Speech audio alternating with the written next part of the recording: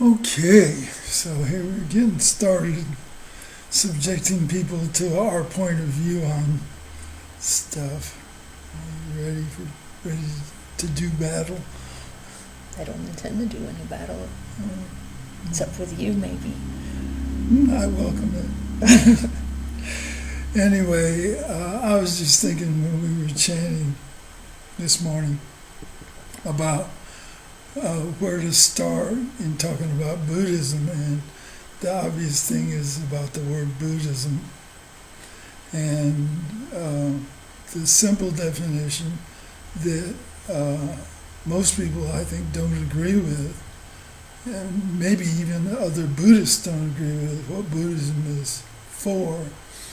But in my mind, in your mind, in my mind, which are the same mind, by the way, it's to become a Buddha. It's to make you a Buddha in this lifetime. Right. And nothing else. And you can pull up quotes from Nichiren or Shakyamuni that say it's for something else. That say Buddhism is like a wish-granting jewel to make all your wishes come true. Well, I'm sorry, that just ain't fucking true. It's just not true, and you know it's not true, but very few other people know that it's not true. So maybe if we have comments on our little videos, some people will want to take us to task over it or not. Well, I'm going to take you to task already. Okay, go for it. I agree, Buddhism is about attaining enlightenment. But there's a thought that it's possible that our thoughts bring forth things. Like if you decide you're gonna get a degree, the intention to get a degree actually manifests in reality because you've willed it into existence. Okay. And so people use Buddhism in that sense. To get a parking space. To get a parking space, job. or yes. And I don't think that's the purpose of Buddhism, but it could be used that way. But I think people put they reverse the two and they make their purpose, just common thought patterns instead of it being about attaining enlightenment. Right. And so, yeah, you could use Buddhism for that, but that's not the point of Buddhism, is I think our point. Yeah. And that's why the other thing I was going to talk about when talking about Buddhism is the name that we admittedly put a lot of thought and daimoku into coming up with, which is Transcendent Life Condition Buddhism. And, you don't hear the term life condition much, even among Buddhists, even among Nichiren Buddhists. So, life condition is one of those things that, like Buddha, we have to set some kind of definition parameters around the use of the word. Definitely. Because the Buddha that I'm talking about, let me just kind of quickly say what I think, what I'm referring to when I say becoming a Buddha in this lifetime, for instance. It's of the 10 worlds, and Buddhahood is the highest of the 10 worlds. And there's what's sometimes called a central life tendency around generally the 6 lower worlds that we find ourselves in this lifetime. And I mean, anecdotally, if you look around at the personalities of people you know and that I know, you can see them in, hell or hunger or even attempting to be in tranquility or humanity all the time. You ready to add your thing that you always have to add about tranquility? Go for it. Oh, just that tranquility is not Buddhahood? Yeah, and I think it actually gets in the way of Buddhahood. In fact, I know it gets in the way of Buddhahood. It does. But yet, people, if you're gonna want to be right in your own mind, a legend in your own mind, then yeah, okay, go ahead, no harm in it. But what in reality winds up happening when you're in tranquility is you avoid life situations where there's conflict. Yeah. And go ahead. I'm sorry, I don't want to interrupt you. No, I don't want to say about that. please interrupt me. Well, I'll just go on and on. I can just talk forever. We talk about tranquility because everybody defines Buddhahood as qualities that are exhibited in the world of tranquility, like peace and, not being in turmoil, inner turmoil and stuff. And, but I'd like to focus on, for a second, on what Buddhahood is as compared to tranquility. Like, if it's not tranquility, what is it? And our definition is a lot different from most other Buddhists. Yeah. And personally, I define Buddhahood as the condition that George Williams taught us, basically, the life condition. And it's not so far-fetched. He wasn't the only one to teach that. SGI sometimes talks about a vigorous, vital state of life.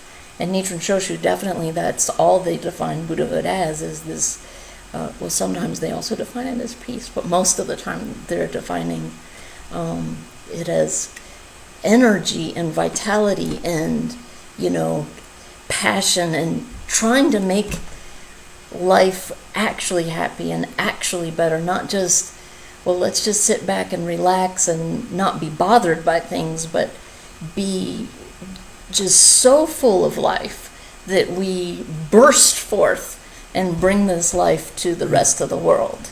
And for those people who are familiar with Nietzsche and Daishonin, for instance, if you ask anyone that has studied any of his writings, they'll generally all say there's a real noticeable difference in his life. Yeah. At what point? Sado Island, when he was exiled on Sado Island. Now, even from the very beginning, he had a lot of opposition, and his life was threatened. So the story goes right from the first public sermon as a himself Buddhist.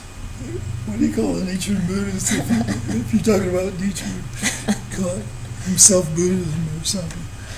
But his ferocity of practice was a great example. When excuse me while I try to quote this by paraphrasing it, but he shed tears not for worldly things but for Buddhism itself, and willingly offered his life for Buddhism, for the sake of the Buddhahood of others. When do you hear stuff like that? You don't hear it. It's certainly don't hear it in these tranquility advocating Buddhists. Yeah, well, can you imagine if Nichiren had thought to himself, well, my task in attaining Buddhahood is to, retire to the mountains. He did retire to the mountains, but he would never fight for anything. And he was thinking to himself, well, I can't be too egotistical, and I can't speak out against things, and I just have to be peaceful all the time and mind my own business and go with the flow, and, it's all good. Bad things happen, good things happen. What difference does it make? If he had been that kind of person, we wouldn't even have Nichiren Buddhism. He was a fighter. He was a person with passion, with just an intensity about life, where he was just gonna really burn through all of the opposition to, his philosophy, and fight for what he believed in. Yeah, that's true. Now here, that reminded me of something that you're probably going to take me to task over again. So be it. Well, there's a thing about this pinnacle period of a lifetime that I think applies to Buddhists in general. And I think that applies to Nikken Shonin, who just passed away yesterday or the day before yesterday, the 20th. It applies to Daisaku Ikeda. Yeah. It applies to Nichiren, Yeah. where his life wasn't all a display of the world of Buddhahood from beginning to end. In fact, it did what other things do in our universe. It ascended, peaked, and declined. And how can I say that once a Buddha, always a Buddha is false? Well, I can say it because everything indicates that that's so. And if you apply the definition that I just gave of Buddhism being your new central life tendency, where you've wrestled with the natural tendency to be in hell, or to be depressed in hell, or to be angry, or whatever it is, it's going to take a hell of a lot of effort to pull yourself in a moment up to the potential for Buddhahood, even within that central life tendency. And doing this over and over again, you can establish Buddhahood as your habit life condition, the one that when nothing else is affecting you, you just kind of automatically pop into that. It's like the result, like you had mentioned this morning, that we were trained by George Williams to do strict, fierce gongyos and daimoku, with intensity, like a galloping horse. And, obviously that's the antithesis of tranquility. Right. And every time you do that, are you permanently jazzed? Are you permanently inspired? No, you have to do it every day. You have to re-inspire yourself. And even then, depending on your karma, and this is the main point I was trying to get at, is that this process of pulling yourself to Buddhahood repeatedly and ferociously and determinedly and compassionately, for who? For yourself? Yeah, maybe love yourself. But if we're honest with ourselves, it's mostly for ourselves. You're right. So I just think, when we look at people around us, I don't believe it's slander, first of all, to say, Nichiren, when he was studying under Dozenbo as his teacher, and then wound up giving a sermon that basically contradicted much of what his teacher openly, publicly professed, that he was rock solid sure of what he was doing. Look at his writings. He openly talks about, I often wondered, what are the ramifications of my teaching, this teaching that I've come across. So he had doubts from the time that he was on Sado Island, and he should have had doubts, according to other people. He was convinced at that point. Years had gone by. He had anchored himself in Buddhahood, and then late in life, and this will border on slander, so I won't go into it here. I'll slander it later. I got to save some slander for later. But maybe it'll help us in recognizing the Buddha within, and that's another time I hope we can talk about, the Buddha within, and how, like in the Hoben chapter of the Lotus Sutra that we recite, it takes the Buddha to see a Buddha. What the hell does that mean, even? Why does it, and why? Why does it take a Buddha to see a Buddha? And is that true, or is that just something to say? And these are, some kind of questions that I haven't heard other people talking about.